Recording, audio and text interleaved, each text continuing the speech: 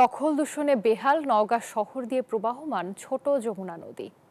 নদীর দুই পারে গড়ে উঠেছে ভবন, ময়লা আবর্জনা, বিপর্যস্ত পরিবেশ। শুকনো মৌসুমে পানি শুকিয়ে পরিণত হয় মরা নদীতে। এদিকে দখল উচ্ছেদের পদক্ষেপ নেওয়ার কথা জানিয়েছে প্রশাসন। বাবুল আক্তার রানার তথ্য, ছবিতে ডেস্ক রিপোর্ট। নওগাঁ শহরের মধ্য দিয়ে ছোট যমুনার বয়ে চলা একসময় এই নদীর স্রোতে ভেসে চলত পালতোলা নৌকা, কিন্তু সময়ের বিবর্তনে দখল দূষণে যমুনা তার জৌলুস হারিয়ে এখন প্রায় মরা নদীতে পরিণত।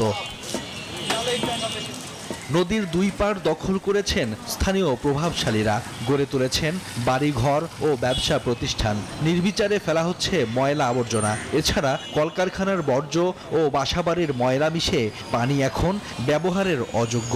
ভরাট হওয়ায় পরিণত হচ্ছে সরু নদীতে।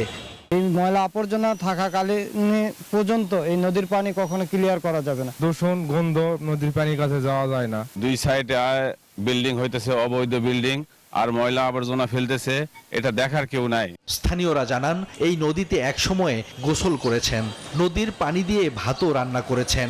অথচ এখন গোসল করা তো দূরের কথা, পানির দুর্গন্ধে অতিষ্ঠ তারা। এই নদীর পানিতে আমরা ভাত পাক করে খাইছি। এখন সেই নদীর পানিতে এখন গোসল করাও যায় না। প্রশাসন এবং পৌরসভা কেউ নজরদারি করে না। এভাবে দখল দূষণ চলতে থাকলে একদিন মানচিত্র থেকে এই ছোট যমুনা হারিয়ে যাবে বলে শঙ্কা পরিবেশবাদীদের। তবে দখল দূষণ রোধে সম্মিলিতভাবে কাজ করছে প্রশাসন। এ বিষয়ে পরিবেশ অধিদপ্তর বা প্রশাসন অনতিবিলম্বে ব্যবস্থা গ্রহণ করা উচিত, এবং এটা যদি না করা যায় ভবিষ্যতে নদীর অস্তিত্ব থাকবে না। জেলা প্রশাসন, নওগাঁ পানি উন্নয়ন বোর্ড, পরিবেশ অধিদপ্তর, তিনটি দপ্তর একযোগে আমরা অবৈধ দখল এবং দূষণের তালিকা প্রস্তুত করেছি। বিভিন্নভাবে মাইকিং করে জনগণকে সচেতন করার চেষ্টা করছি, যাতে তাদের বর্জ্যগুলা পৃথক করে বাড়ির পাশে যে ডাস্টবিনগুলো পৌরসভা থেকে দেওয়া হয়েছে সেখানে ফেলে দেয়। ছোট যমুনা নদীতে 58টি অবৈধ স্থাপনা চিহ্নিত করেছে প্রশাসন।